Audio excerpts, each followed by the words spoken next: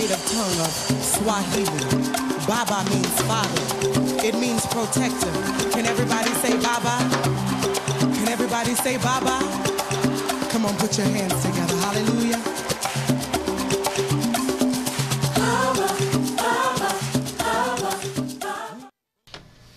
Welcome to Inspirational Moments with Pastor Steele. I'm your host, the Reverend Kelcy G.L. Steele, and I'm the pastor of the First A.M.E. Zion Church, Los Angeles, 1449 West Adams Boulevard.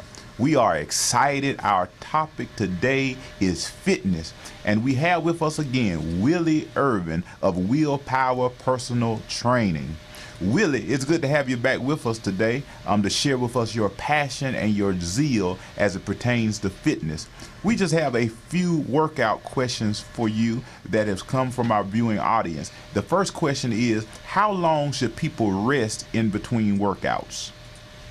It just depends on, first of all, Pastor, thank you for having me back. But it just depends on the intensity of the workout. If you're training for weightlifting, bulking, you'll go, you try to minimize the workout, the rest period. But if you're going for cardio, you have to have days in between. And, it just depends on how you working out and what you're working out for. So those are the different aspects. You know what really irritates me? When you go to a full gym and during the rest period, you need to use a machine, and then you have two people standing up talking, blocking the machine. Does that irritate you? Of course. In the gym, there's a social aspect of it. I just don't get it. Some people go for the fashion aspect, the social aspect, just to say that they, getting dressed, have these expensive headphones on and shoes and all that. But, during the rest period, I believe there should be more of a, congregation. Let somebody else use the machine if you're not on it. 30-second to a minute rest break. And if you go in any longer than that, somebody has the right to use it. So there's a difference between rest and socializing. Right. It's a fitness club, not a social club. Right. Well, my next question is, who should the average person talk to about what exercise program would be best for them? First, they should talk to a personal trainer, and maybe their physician too. Maybe have some limitations as far as bum knee or dietary things that they can't eat or are supposed to eat and don't eat. So, personal trainer or physician can help them in that aspect. Oh, that's good. Well, I know people who are beginning workout programs, and they believe that all they have to do is go to the gym, get on the treadmill for 30 minutes, and then on the way home, stop by Dunkin' Donuts, stop by Krispy Kreme with the hot sign on. How important is nutrition in someone's workout? Well, you can't outwork a bad nutrition plan. You can work out all you want to, but the results will be minimal to none. There will be, it's as bad as nutrition is more important than the actual workout. They say it's 20-80, so 80% nutrition, 20% workout. So that completes you. So I can work out 20% of the time, and if my nutrition sucks, it's null and void. Is that what you're saying? Correct. There's not a fry or potato chip you can eat to help you lose weight. They have these fat-free potato chips, but at the end of the day, it's still fat-free. Still producing, the potato aspect. It's still, it's still sticking to you. So. So how do you feel about the low-carb diet?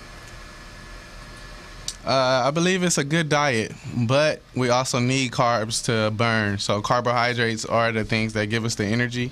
So the low-carb diet is good for a certain period of time. You should still incorporate carbs in your diet. Very interesting. Because my story, I lost over 100 pounds in just under a year on the low-carb diet.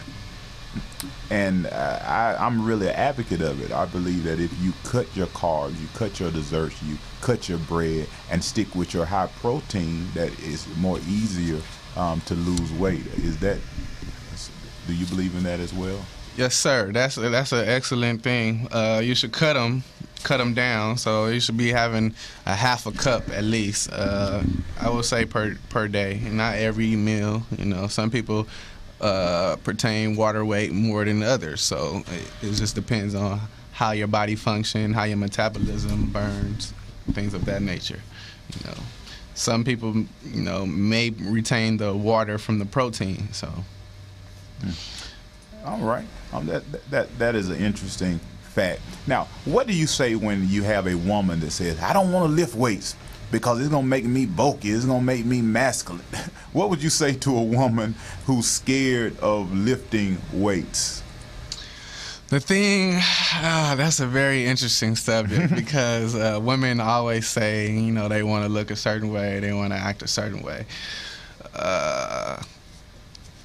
Being bulky for a woman is a myth. You have to train rigorously and hard to look and feel like a man. So I would say that's a myth, totally a myth, that women's gonna bulk like a man would.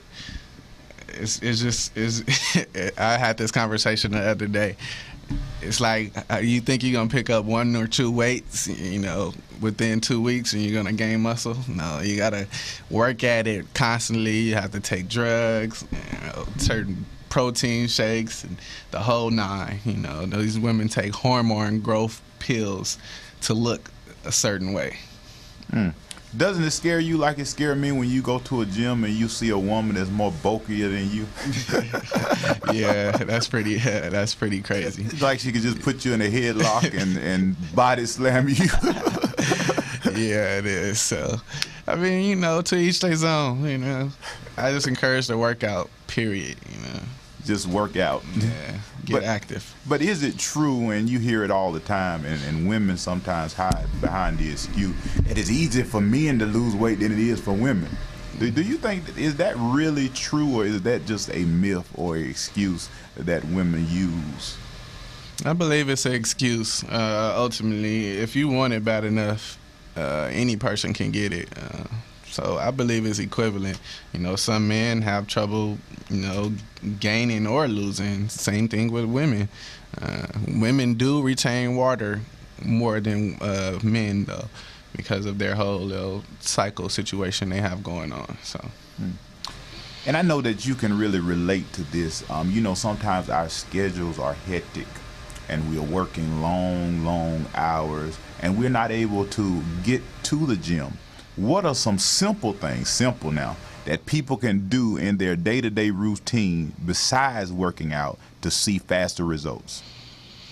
Of course, we're going to touch on the nutrition. You know, if you're on the go, 9 times out of 10, you're trying to get something through the drive-through or something through the vending machine, you know, something that's a filler, like a donut or, you know, some potato chips, and that fills you up really quick.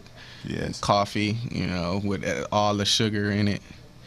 I would say the things you can do is, instead of taking the elevator, take the stairs. You know, that's something that's very simple. It's day-to-day routine.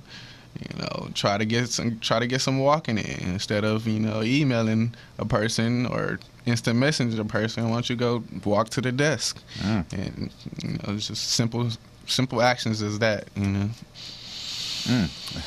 So you say take the stairs.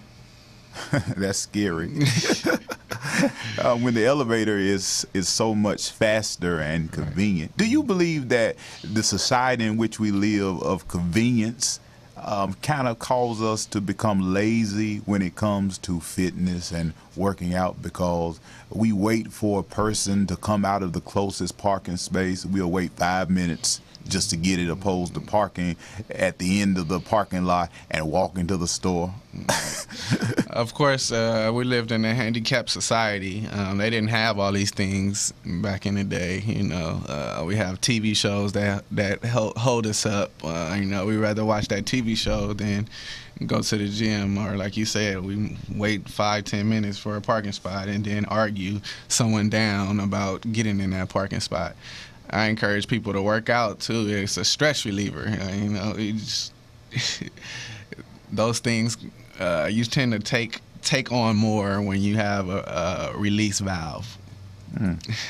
Have you ever witnessed going to the mall, going to the grocery store, and someone pulling into the handicap spot? They have a handicap tag, and they just jump out the car and just run into the grocery store, and you don't see any handicap. Of course, today's society is like that. So they wonder why they looked a certain way. I'm not here to judge, but when you complain about physical attributes and not being able to do certain things, and you're in a 30-year-old body but you feel 60, it's a lifestyle. You have to change it. Get active.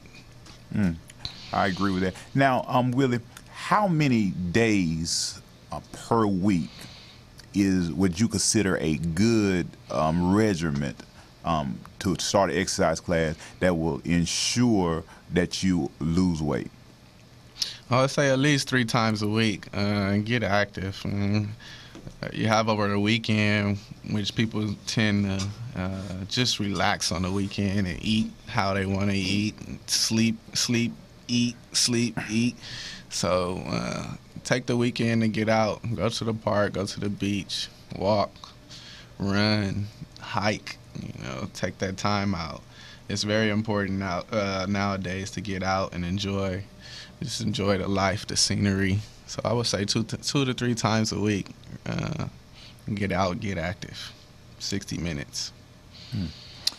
Well, I have had the experience of working out with you in a group workout session. That means not just me, but it was other people that was exercising at the same time, which brings me to this next question. Is it a good idea to work out with friends or family, or does that sometimes create a distraction?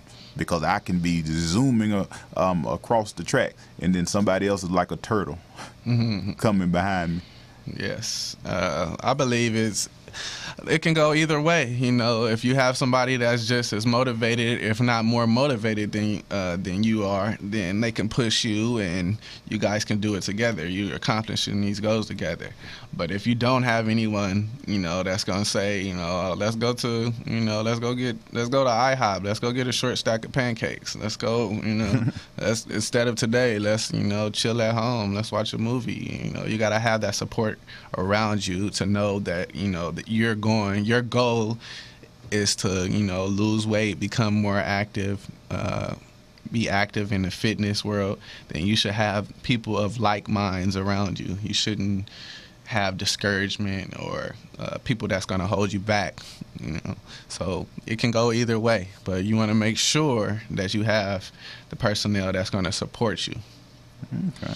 Well, why do people have such a hard time losing the belly fat, around their midsection? Because I know everybody talking about, I want a six-pack. And some people's closest option to a six-pack is basically going into the store and buying whatever your beverage of choice may be. Naturally, we store fat. Our body, when we go into starvation mode, our body eats away at the fat. But some of us have access, like more than others. So the last thing to go on your body will be the stomach. So you have to work your body, full body workout, and you will start to see your core tighten. So you have to incorporate your core when you're doing your squats or you're lifting your weights, bench pressing, tighten up your core.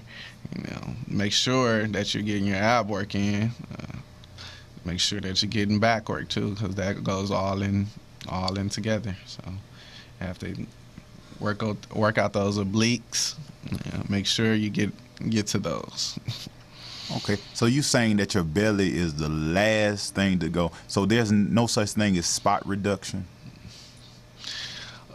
Just doing your regular ab crunches, but like I said, it's only going to be, the initial weight of you not working out.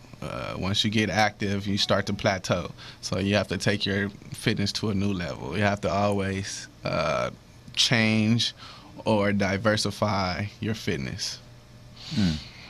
Now, there's no way that you can make me think that God did not create Krispy Kreme and the hot sign and the donut, the cake. All right, yeah. The bread. Are you feeling me? Yeah. All of it's good. When he made the earth, he said, "What? It is good." Right. And so that leads me to my final question: is it true that it's good to have a cheat day where people can eat whatever they want once a week, like ice cream? Doesn't that sound good? Man, yes, it does. It's real good. Yes, it's good for a cheat meal. I wouldn't say a cheat day because you're gonna go overboard with it. You have to gradually. It's like going, coming off of anything. You have to gradually remove yourself from it. So, I would say, food is a drug. So you have to gradually move yourself from it. You can't just, go cold turkey. I would say it's good to have a cheat meal, that encourages you to keep going. But ultimately, you want to stop the cheat meals and you want to change your lifestyle. Not just, working out is something, it's so rigorous. I have to do it. It's a burden on me. You just have to learn to enjoy the process of being active or being in the fitness world. You just have to enjoy that process. Okay, so what advice would you give to those who are on a seafood diet that eat everything they see? I would say, start to wig yourself off of it. You can get with a nutritionist and or a personal trainer. Most personal trainers can tell you what to eat, how many times to eat. You should be eating every 2 to 3 hours. How to make it better, more appeasing. So start to wean yourself off of it. Not all carbs are bad. You have some good carbs. You have sweet potatoes. You can eat those. You're gonna have brown rice. But once you overindulge in these things, then it becomes bad. So. Now you know that I'm a preacher. Do you believe it? Of course.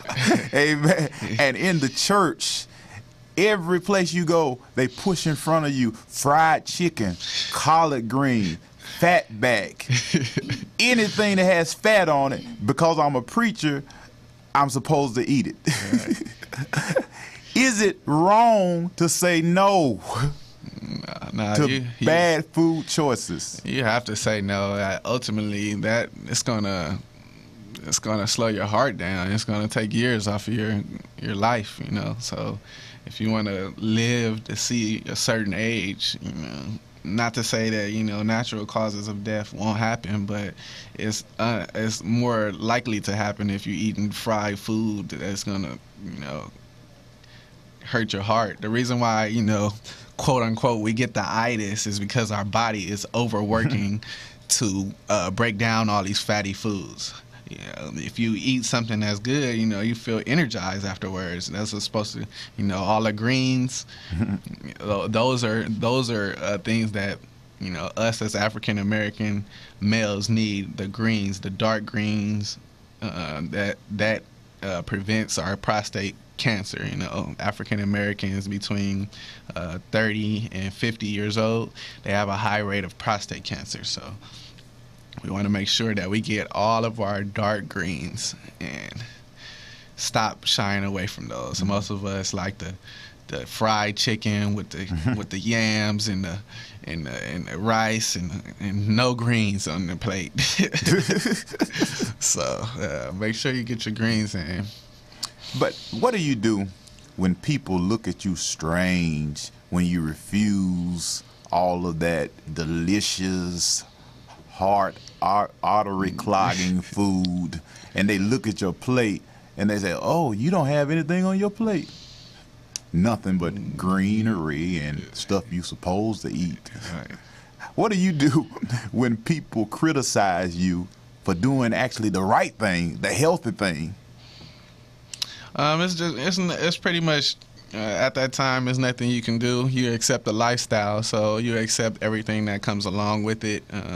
You have in moderation. Like I said, you may have a cheat meal, so you may have just a leg or a piece of chicken. But at the end of the day, that stuff clogs your arteries, and it's gonna take years off your life. So you just have to accept what they want. It's gonna be plenty of greens left on the table. The greenery, the shrubage that nobody wants to eat. So we'll have plenty to eat. Now, what do you do with people? And this is just some of the stuff I've been experiencing. When they tell you better not lose no more weight. You don't need to lose no more weight. You stay right there. You gonna look sick. Right. When has healthy ever looked sick? In our African American community, many of it, I would say in the minority community, they think if you don't have a certain weight at a young age, then you're malnutrition. Just because maybe the baby didn't come out with any rolls, so don't stuff him. We have a lot of tendencies to say you better finish all that food on that plate. The baby, he may just be full.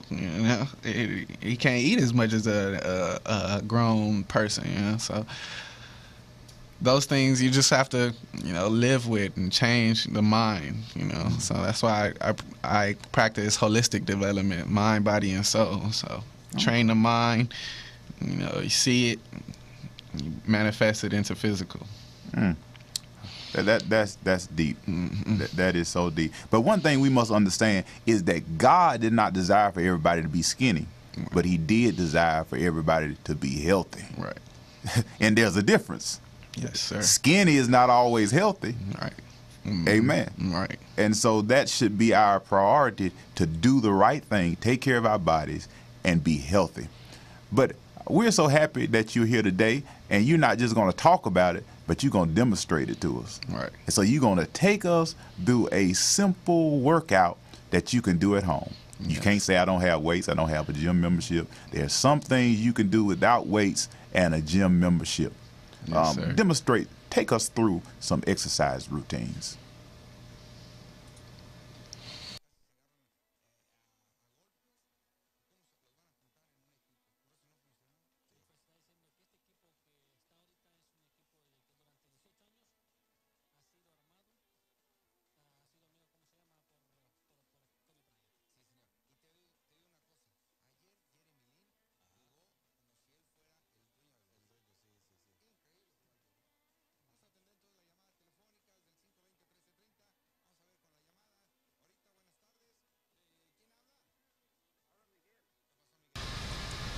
Okay, so we're going to demonstrate a couple of simple workouts you can do at home, within between 15 and 20 minutes.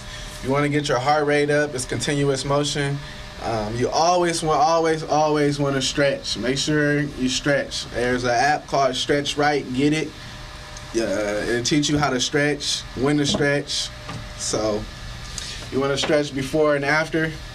So a couple of things we're gonna go through is just simple jumping jacks. So I'm gonna do 5 jumping jacks, 5 jump squats, and 5 push-ups. I'm gonna show you the modified version as well as the regular push-ups. So let's go. So it's 5. 1, 2, 3, and 4, and 5. So with my jump squat, I want to make sure that I want to get on my toes. Some may call them tippy toes. So you want to make sure that you get on your toes. That's going to create tension in your hamstring that separates the butt from the hamstring. Ladies, that give you that cuff that you want. So let's get it. 1, 2, 3, 4, and 5. Men, if you're releasing the testosterone from your upper body, you want to make sure that you work your legs. You don't want to have a triangle body. You don't want to have that. Next thing I'm going to demonstrate is the modified push-ups for the ladies. Ladies, some ladies may be stronger than others. You maybe can do the regular ones. So We're gonna do a modified version. It's 5. You wanna make sure your hands are under your shoulders and you're pushing straight up. So we're here, 5. Regular push-ups. Once again, hands under your shoulders. Your body should be straight as a board. There should be no butt in the air, none of that. So we here, 1, 2, 3, 4, 5. So you just want to keep continuing to go for about 15, 20 minutes. I know this is going to be a tiring thing, so you want to make sure that you have water and adequate and proper stretching. So I'm going to go through this one more time, continuous motion. So it's 5, 3, 4, and 5. Jump squat. 1, 2, 3, 4, and 5. Push up. 1, 2, 3, 4, 5. Just want to keep going through that. It's a full body workout. We do not drive half a car. So you can't drive or not work out half of your body. So make sure you get your full body workouts in. You know this is controversial to all the other trainers out there that just work out chest or just work out arms. I'm not saying, go hard. That's gonna be hours in the gym if you just, go hard on every single body part. But you wanna make sure that you work your full body and own in on a specific area. You may just have a full body workout, but you may concentrate on the legs, or you may concentrate on your arms or your chest. So make sure you work full body. Get up off that couch. Put that donut down. Our weekly affirmation. Write it down. Say it to yourself. A fit, healthy person lives within me. Today that person emerges. Our weekly scripture, read it, meditate on it. Don't you realize that your body is the temple of the Holy Spirit who lives in you and was given to you by God? You do not belong to yourself, for God has bought you with a high price. So you must honor God with your body. That's 1 Corinthians 6:19-20. Thank you for tuning in to Inspirational Moments with Pastor Steele. You can check us out online, www.thepastorsteeleshow.info. Join us on Facebook, The Pastor Steele Show. Hit us on Twitter, @ThePastorSteele. See you next time, 12:30 p.m., same place, rmcgospel.com, same host, the Reverend Kelcy G.L. Steele. Until next time, put down that donut, get up off your couch, do something productive and efficient and effective. Thank you. Come on. We're going to go way back to Africa. We're going to speak in our native tongue of Swahili. Baba means father. It means protector. Can everybody say Baba? Can everybody say Baba? Come on, put your hands together. Hallelujah.